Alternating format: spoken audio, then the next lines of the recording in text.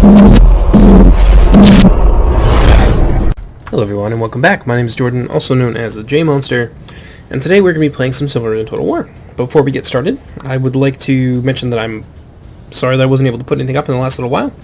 I had to reformat my computer entirely, which means I had to reinstall everything from the ground up, my recording software, my video editing software, etc, etc, even the mod, Silmarillion. So it took me a little while, probably about 2 days or so to get myself up to speed, but now I'm kind of back and we can continue with business as normal, getting some streaming done, etc, etc. But today I've got a 2 versus 2 on Silmarillion to show off to you. I'm going to be playing as Doriath. My ally is the House of Feanor, and we'll be playing against Doriath and Fingolfin, which is a potentially very, very scary combination. But yeah, let's take a look at my Doriath build. I'm actually really, really pleased with it. I've been having some success with this build over the last little while, and I think it does show you that, contrary to some opinions, Doriath is, I think, a viable faction, and you can do some really, really good stuff with them. Be a very, very scary mid and close range faction. So this build is built entirely around morale shocks, leveraging the missile power of Doriath, especially in that close kind of 70 to 100 meter range, and also presenting so many cheap targets to your enemy that there's not really any one good thing to shoot at. Because we're going to be playing against Doriath, I figured they would have the Kuthalim, for example, who are an armor-piercing unit. But when I have nothing but cheap wargs and cheap infantry, there's not really anything for them to try and snipe out. Like if I had brought the Thrangshik Wolfborn, for example, then that would be a really juicy target to get a lot of value off of the Kuthalim. But this build is built around, as I said, missiles, morale shocks, and most importantly, efficiency. So it is composed of 3 units of Scarhigh Longfangs. 1, 2, there's a third one over here. Oh, maybe I even went as far as 4. So you got 4 Scarhigh Longfangs, 3 of the Trappers, who are the armor-piercing javelins. The Scarhigh units have throwing axes. Now, the throwing axes don't do a ton of damage to heavy elven infantry from the front, but what they do is stagger them, and that gives your Trappers, who are armor-piercing, a little bit of extra time to get another volley or so off.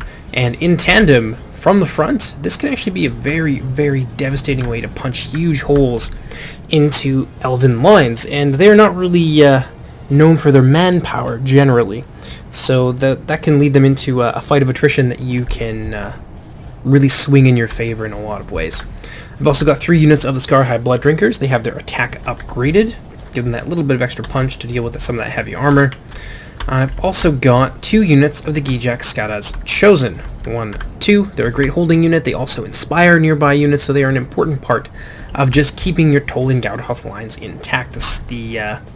The Trappers and the Longfangs are not exactly amazing, and they will die in droves to Doriath infantry in particular, who are an absolute blender. So yeah, lots of numbers here, lots of support units that can be useful. And one of the more important parts of this build is the double mangonel and leveraging the advantages that gives you. So, you've probably noticed I don't really have any archer units here for Doriath. And that's because all of my skirmish power is concentrated on the mid-range, which means if you do not have the orc mangonels, your enemies can just outrange you and just shoot you to death. Well, probably not to death, they don't have enough ammunition to do that, but they can severely weaken your front line and they'll just clean you up with their infantry. So the mangonel are an excellent kind of threat to make people come to you and to play your game a little bit, especially to pull them into the front if you can.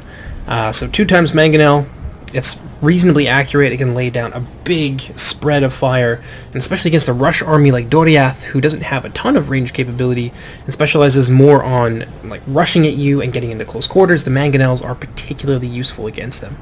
This build can also be very strong against the House of Fingolfin, who lacks mobility entirely. They don't have any of the cavalry units that Doriath has, for example. And while they do have some decent skirmishers, it's not enough to shoot you to death, and it's certainly not going to make up for their more static warfare. So this can be particularly good against them because they present a lot of really juicy targets. But I've also got sort of the pièce de résistance in my army. I have the Hishpukran's Ash Priests. They are extremely strong, and there's really no reason not to bring them as a foot bodyguard. Even if I bring the Throngsheik Warlords, I want to use the Throngsheik offensively. So I think the Ash Priests at this point are the default bodyguard for Toland Gauderhoth. They're very, very strong. They're obviously limited by their low shield value and their extremely light armor, but in close quarters they really can't be matched with their 3 HP and their Relentless trait. So really, really strong unit, and one of the few things that gives you a nice little edge in that infantry fight. Moving on over here to our Warg line. Again, it's going to be on the cheaper side of things. I've brought 2 of the Hishpukraz Warg units. These guys have armor-piercing javelins that also deal damage to the morale of units that they hit, and you're going to see that a lot here. So again, that's that morale punch at work. We've got the Hishpukraz, we've got the massive spike casualties from the Trappers and the Longfangs, and then of course we have the York Mangonel. And though the Mangonel fear effect has been toned down for this patch, it is still noticeable when you get those juicy hits. And finally, I've also got 3 units of the Laugskaraz Zagulkalab. They are unshielded medium cavalry. They're not super fast, but they do have an armor-piercing charge, and they're armor-piercing in close quarters. And you can bring them in very, very high numbers, as they're quite cheap. They only cost about 505 florins, I think, off the top of my head. So I've got 3 of them, 2 of the Hishpukraz Zagulkalab. I've also arrayed them on each of my wings, because you never know what to expect. And yeah, that's going to do for my army. We'll be able to go through the Feanor one a little bit faster, just because I don't have as much insight into his sort of strategic and tactical goals. But in any case, my ally here is the House of Feanor. You can see them here with their beautiful new armor upgrades. They are now fully red and black when they get the 2 upgrades. Got 3, I believe, units of the Footmen of Amras. It could even be as many as 4, but it's looking like 3. In behind, we've got a couple of Defenders of Aglon with their armor upgrades. We've got some Accursed of Alcolonde. This is the legendary company. They are relentless, but a little bit lower on the melee defense than your standard Defender of Aglon. However, they do have a slightly increased armor value, and you can upgrade their armor in this patch as well, bringing them from 13 to a massive 15. So extremely vulnerable to armor-piercing cavalry charges, armor-piercing infantry, in particular Doriath warriors can basically wipe these guys out because they are also quite small in number with only 100 men. Hand-thrown missiles, things like that. But in close quarters, the Accursed of Acolonde, you really just can't do better in a lot of cases. Behind them, we have the Otorn Maitimo, the Oathsworn of Maedhros, the eldest of the Sons of Feanor. That's the generic general model right there. Maedhros will eventually have his own model, but we have to get around to making it. But it's a really solid supporting unit. And speaking of support, we've got some mounted company of Kurufin here. Looks like a detachment of them. Hunters of Caligorm, the Heavy Lancers, with their new mounts that we borrowed from Botet. They look very, very fancy indeed. And that's a second company there of the Hunters of Caligorm. Detachment of Riders of the Pass, and some Roqueni Magloro as well. So a very versatile cavalry lineup. I think we might have missed a couple of skirmishers here for the House of Feanor. I know he's got some archers. I've definitely seen his Archers of Amarod with their armor upgrade. They're going to be in here at some point, but I'm not too sure where he's put them right now. But that's going to do for the blue team. Let's go ahead and see what Team Red is bringing to the battle today. Across the field from myself, we have the Doriath army of Death Eater. He has brought some Axguard of Region, which is a great pick to bring in Toland Gauderhoth, as they will blender my infantry. They are really, really good chaff hunters, so we've got at least 3 companies of them here. A little bit understrength on this one, as there was some initial success here with blind fire from my Mangonel. He's also got a couple companies of Rangers of the Girdle. I believe he has 2 Marksmen of Region. He might just have 1. We do have the Kuthalim on the field today as well, which is kind of what I was expecting to see. We've also got a large number of the Warriors of Region as well. These are the 2-handed Axemen. They are armor-piercing, and they hit like trains. There's going to be 3 of them on the field today. And behind them, we have the Tir-In Leisdanen, which is the legendary company for Doriath, a unit that is particularly valuable for dealing with polearms, as they have armor-piercing throwing axes. Most throwing axes in the game are not armor-piercing, they just have a higher base damage. These guys, however, combine both of those. They do have some very distinct weaknesses. They are medium instead of heavy infantry, for example, so they've only got 6 armor. Their shield value is a little bit higher. They also take penalties in desert areas, and there are far less of them to go around. There's about 20 of them missing, so that's about a fifth of the unit, smaller than the regular Axguard of Region, which they are an improved version of, or rather a different version of, shall we say. So they're not nearly as efficient as a line infantry unit. But they do have lots of stuff going for them, namely those high-mass armor-piercing projectiles, which are great at disrupting formations, and also putting the hurt onto the many well, not that many, but there are some fairly prominent polearm units in the game, and this unit is there as an answer to that for the Doriath faction. Also, I believe got 2 units of the Axemen of the Girdle. These are throwing axe light infantry. Then we have some spearmen of Region. We've got some detachments in behind.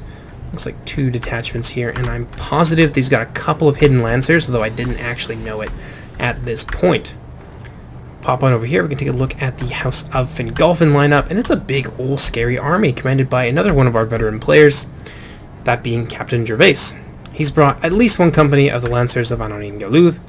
He's got, I think, 3 units of Bladesmen Barad Ithel, 3 units of the Sentries of Hithlum, which are Edine Pikes from the House of Ador, 2 units of the Herdsmen of Hithlum, and I think 2 units of Ferdsmen as well. So the Ferdsmen are low-tier spearmen. That would be them there. And the Herdsmen are 2-handed axe/bow hybrid shock units that have a devastating armor-piercing charge, but obviously their melee defense is a little bit lower, being axemen. Moving across the field here, we have some Sons of Húrin, a very scary bodyguard unit indeed, and that is going to be where the general is going to be hanging out today. You can see High King Fingolfin there, accompanying Húrin and his retinue into battle. We've also got some Herumatar of Barad Ithel. This is the elite detachment of the Blade Masters of Barad Ithel, and they share a model with the Armatar of Barad Ithel, which I don't believe are on the field today. More herdsmen and some Ferdsmen here out on the wings, and then 2 companies of Marines of Vinumar as well. In addition to all of that, I believe he has the legendary company. Yeah, we can see them out here on the wing, and they're going to be preying upon the Knights of the House of Feanor. Their armor, their armor is limited, but their ammunition, more importantly, is fairly limited, but their missile damage is high, and their armor piercing. So the Arqueni Findicano can be a very, very scary prospect to be facing as, say, Angband or as the Sons of Feanor, since they have the ability to take out some of your more important, expensive assets from the safety of about 160 meters. So, pretty scary. I think that's going to do for everyone so far. So let's go ahead, kick it into more or less full speed here. There's a lot that's happening, so we're going to bring it down to about 0.7. And the Riders of the Pass moving out here to engage the Arqueni Findicano. And despite the fact that there are not many of them, the Riders of the Pass do certainly have the ability to be scary to the Arqueni Findicano. The Arqueni Findicano are very, very lightly armored. They've only got about 6 or so missile damage, and they have no shields at all. So a small unit like this can actually kill them off fairly readily. Looks like they're going to be the ones to get the drop on the Arqueni Findicano. Now, the Arqueni Findicano will return fire, and you can see those green projectiles there that indicate armor piercing, but they are going to eat up some of that ammunition. Ooh, and they're riding right close. Taking the volley there from the front. It's possible the Arqueni Findicano have their armor upgrade here, which is going to bring them up to 8. And they're going to move against the Riders of the Pass. Oof. It's going to hurt. Definitely didn't want to let his Riders of the Pass get sniped out this early. There's certainly nothing they could have done to beat the Arqueni Findicano, I think, in a straight fight. However, they could have wasted more of that ammunition, which of course would have taken pressure off of some of his other more heavily armored units, like the Hunters of Kelegorm. Now, in support of a unit of Hunters of Kelegorm, the Hunters will probably be the main target and will take losses, but the Arqueni Findicano will be harangued from a distance by the Riders of the Pass. So there's really no reason for Yoda Guy to bring these guys out here. It's kind of throwing them away a little bit, but at least he did manage to eat up maybe 2 or 3 volleys from the Arqueni Findicano, which is going to be useful for him indeed.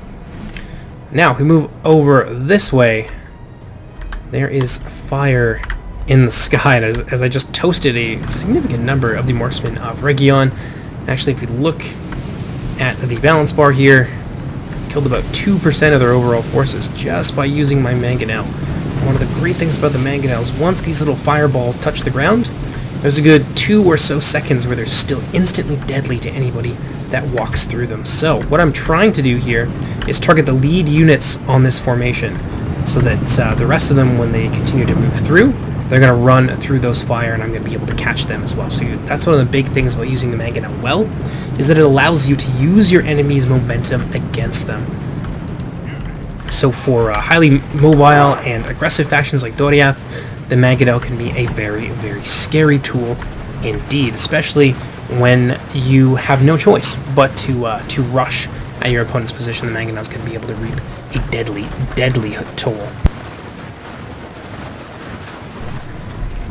Let's pop on over here. I can see sort of what Death Eater is about, so I'm going to wheel around my formation, and I'm going to try and face him. So he's going up here on this hill. That's going to give him a nice little range advantage that he can use to rain down destruction upon my units. And of course, I don't have any bowmen, so there's nothing I can really do about that. But of course, I have my Mangonels, so I'm going to be able to, for the most part, dictate the pace of this engagement and make my opponent come to me. So I'm going to draw back some of my cavalry there from down the hill, or from up the hill down to the bottom of this hill, because I don't want them to get shot by those pesky Doriath skirmishers. But of course, there is a little bit of a concern here as I'm exposing my rear to the House of Fingolfin. So Death Eater is kind of funneling me into his enemy, which is a fairly natural consequence of the stance that he's taking here to take that high ground and then and come down and rush me down. So he's going to push me towards his ally, which is a pretty good move, intended or not. Now the Marksmen of Baron Eichel are going to be free to shoot into my rear, but they're going to get some Mascata High, but I'm mostly numbers and mostly cheap infantry. So this is the sort of thing that I'm able to withstand for a significant period of time. One of the other things I'd like to point out to you here is that I've actually put my Ash Priest inside of a unit of the Chosen. So if people want to shoot at my Ash Priest, as many people do, you can get your Ash Priest focus fired by factions like Acedian or anybody that has a significant number of skirmishers that's able to do so.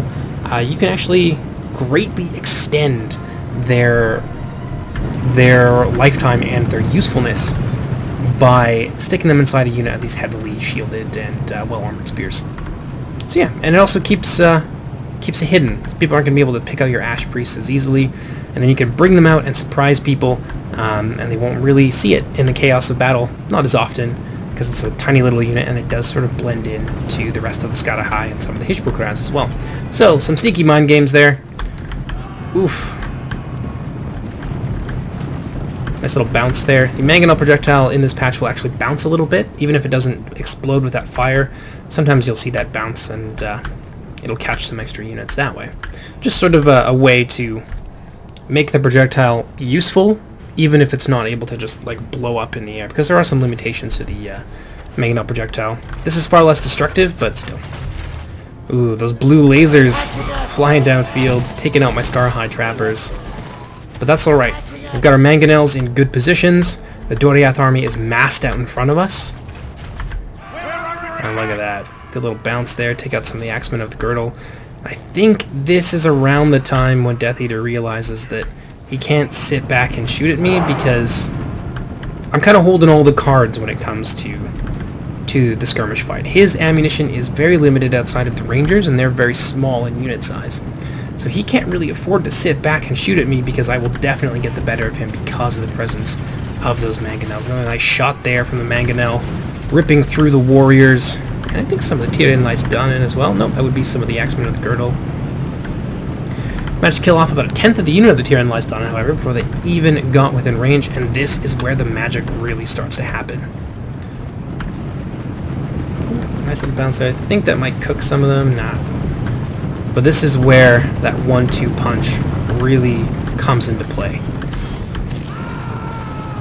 So the massed ranks of his units here pushing forward, and you can see them having to reform because they take that stagger, and then another volley comes in, and then another volley of the javelins, and then more axes, and then more javelins, and then some support here from down the line, and we've basically eradicated a significant number of these Doriath infantry from his right wing. Some of them will get back up, but damn, if that's not some serious casualties. And now I'm going to be able to bring in my wargs.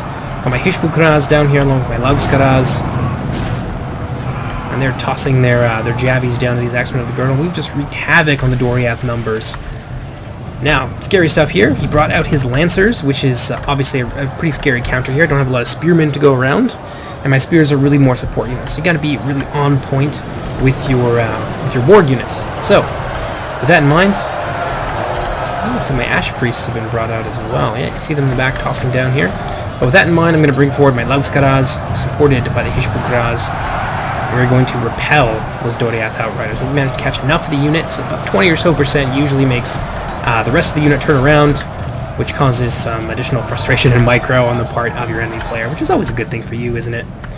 We look all the way across the line here, now I'm opening fire on the Axemen of the Girdle, with some Tira Knights down in the back who are feeling the wrath of my trappers.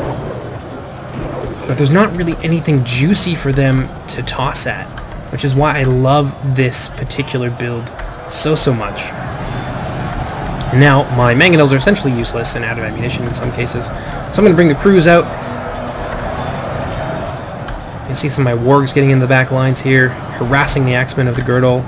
Hishbukraz taking pot shots at the Kuthalim, trying to thin them out if we can.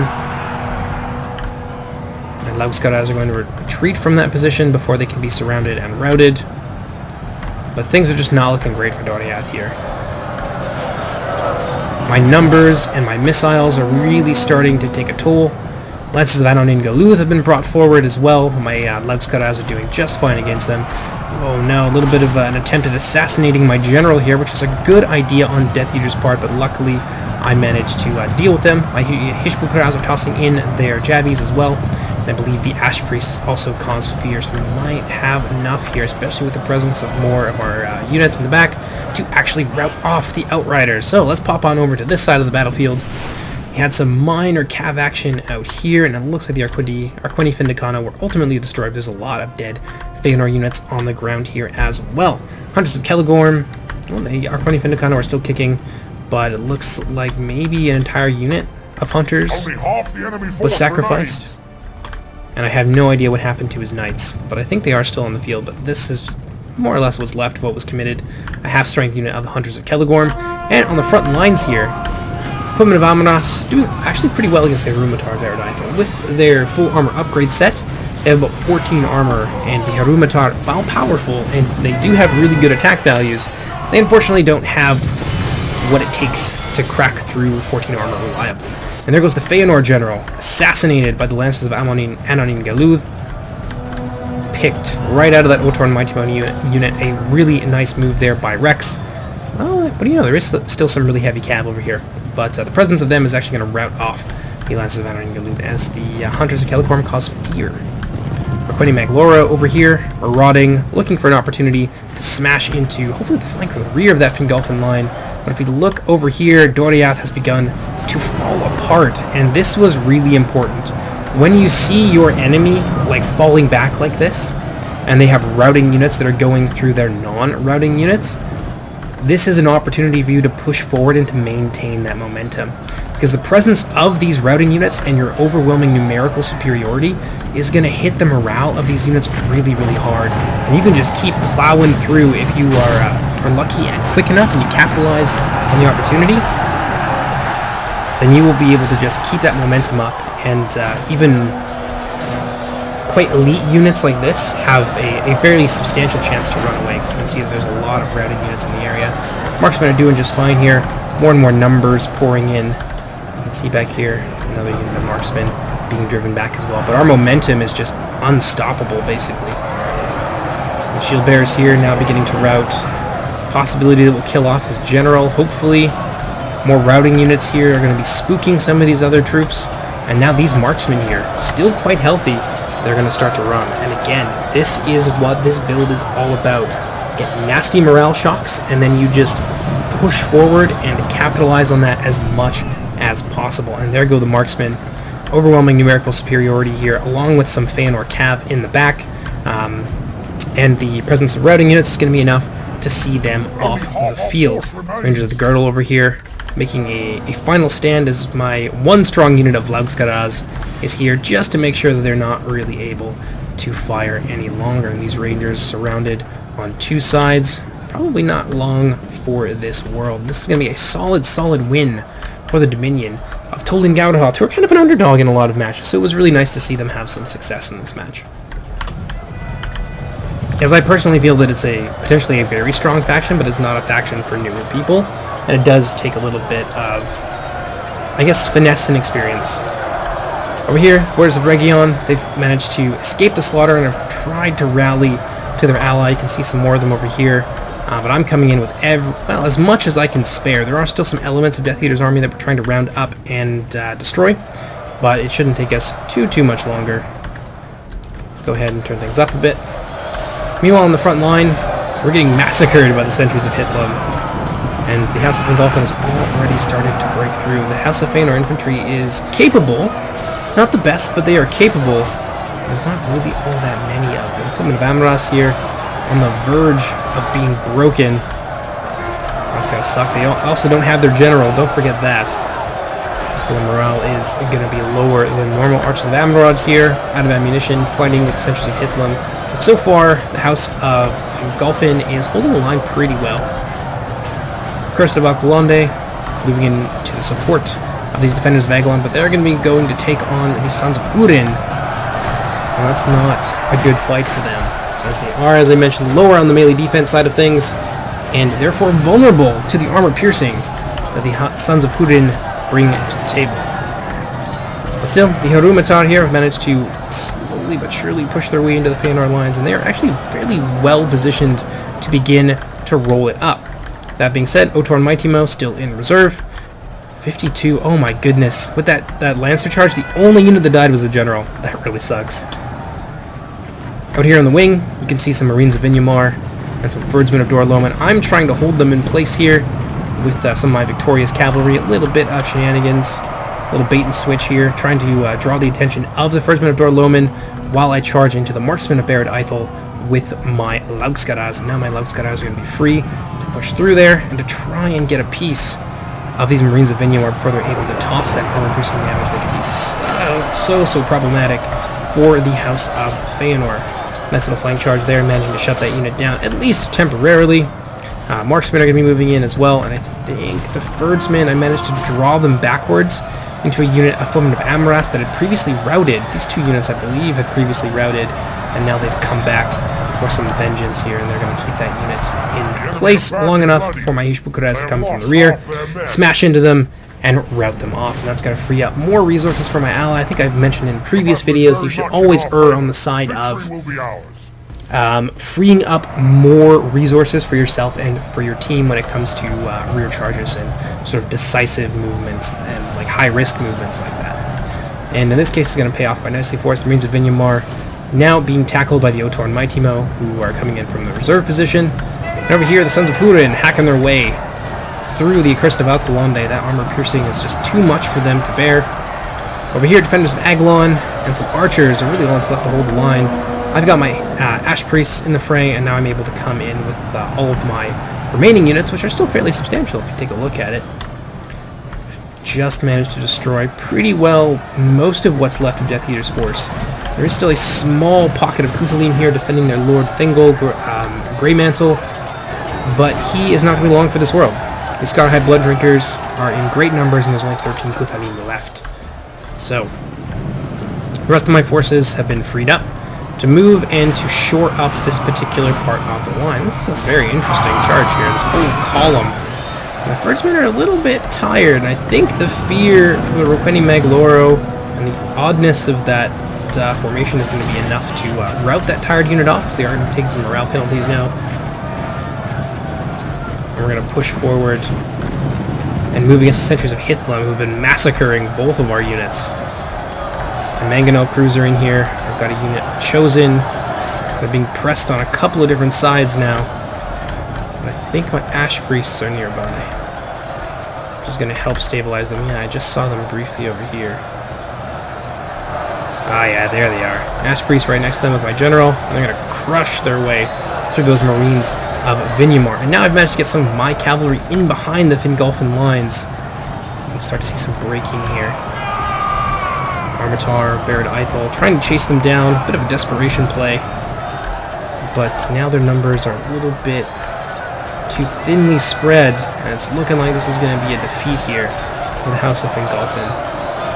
Thanks to some fairly timely intervention from my warg units and the stoutness of the Feanor units that were able to hold the line long enough for me to finish my fight with Doriath and to come quickly to their aid. There's two really good targets here, but I think I'm going to end up going for the Bladesman. Yes, indeed, a nice little charge there, and that should be enough to tip the scales here And indeed it will be. They're going to break, and the sentries are going to break, and this is going to be bad news bears for the House of Fingolfin. Down go the rest of the sentries. There goes Doriath's general. Well, that's pretty well going to be all she wrote here. There are still some small, stiff pockets of resistance, some herdsmen here, hacking apart the defenders of Agalon and the archers of Amarod, but they are about to be attacked from the rear by some victorious units from the House of Feanor. The Otorn Mighty Mo here, along with the Accursed of Alkalon, they were enough, finally enough, to defeat the Sons of Húrin. The Accursed took some really heavy casualties there. Almost 60% casualties toe-to-toe with that unit. Very scary. And now, reinforcements will come to their aid, and at the same time, they're going to get sandwiched by the Accursed, who also caused fear, and the Otorn Mighty. And there go the Herdsmen of Ithlam. I think that's pretty well it. Looks like we had some action back here with the Lancers. They were able to get a piece of some of the marksmen from the looks of things with Baradithel. Shut them down. And all together, not the closest game, but it's still a pretty fun and very intense match, and there was a lot going on in a whole bunch of different places. And it's also a match where Tulin Gauderhoth really does put their strength on display. They're extremely cost efficient, and the missile fire that they can bring to the field and their ability to make you come to them in certain cases, in certain matchups, is just can't be overestimated. Yeah, most of these units are now routing off, and from what I recall, Death Eater had a tiny little pocket of units here. He ended up crashing out shortly after he was defeated, with the exception of like a 133 strong unit of Doriath Rangers, I believe. So we're going to go ahead and fast forward just a little bit, and then we'll get to the end screen in just a few moments. And here we go. Finally found them. And those Rangers of the Girdle are not going to last for too long. And down they go. And that's going to be the end of the match. So let's take a look at what did the most damage here. And from what I recall, it was spread pretty evenly. Ash Priests did well, not as much as you normally see from the Ash Priests. The Laugskaraz units all performed admirably. Hishpukraz did well. The Chosen, not a ton of kills, but they're not really there to get kills. They're there to help hold the line. That's what spear units are generally for. The Trappers did really well. Nearly 100 kills each, and that's a lot of Elven infantry that they took down. The Longfangs did well for the most part. One of them got about 57, but I think one of them was picked on a little bit more by the Doriath skirmish units. Blood Drinkers, I think this one in particular didn't really take a lot of damage. Yeah, casualty sustained, so they only took about 25. So they were one of my reserves brought in the late game after everything had already been won to sort of clean up. The other ones were in the thick of combat, and they managed to do better for themselves.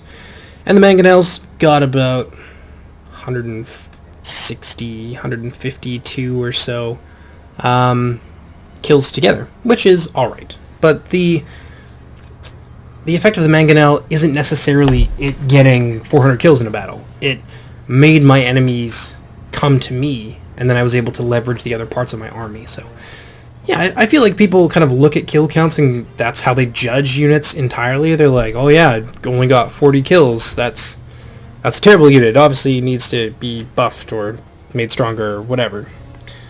But I don't think that kill counts are the end-all be-all. And I think that's kind of one of the important misunderstandings maybe about Tulin Gauderhoth as a faction, is that you have a ton of units that are extremely cost efficient, and they can be dangerous in the right circumstances. And some of them are particularly strong when used together. We saw that with the Skadahai Longfangs and with the Trappers and that sort of 1-2 punch. Like that just hammered the Doriath infantry, and they died by their dozens, which is great news when you're playing against an Elven faction whose infantry is as strong as Doriath. As long as you can thin them out like that, then it's possible that you can overwhelm them with numbers. So yeah, I really like the build. It leverages basically all the things that Tulin Gauderhoth has going for them. Really cheap units that can still be a threat, and you're presenting so many threats that unless you're Assyrian and you could pick apart the formation from range and make Tulin Gauderhoth kind of chase you instead, then this build can be extremely powerful. Obviously, there are certain factions it's better against than others. Fingolfin, Doriath, other Rush factions. Fingolfin, it's pretty good against as well. You'll see a battle that we do where I use a similar build against the House of Fingolfin. But yeah, I really like it. I enjoyed this battle, even if it wasn't the closest. I hope you guys enjoyed it too, and I'll see you next time. Take care, everyone.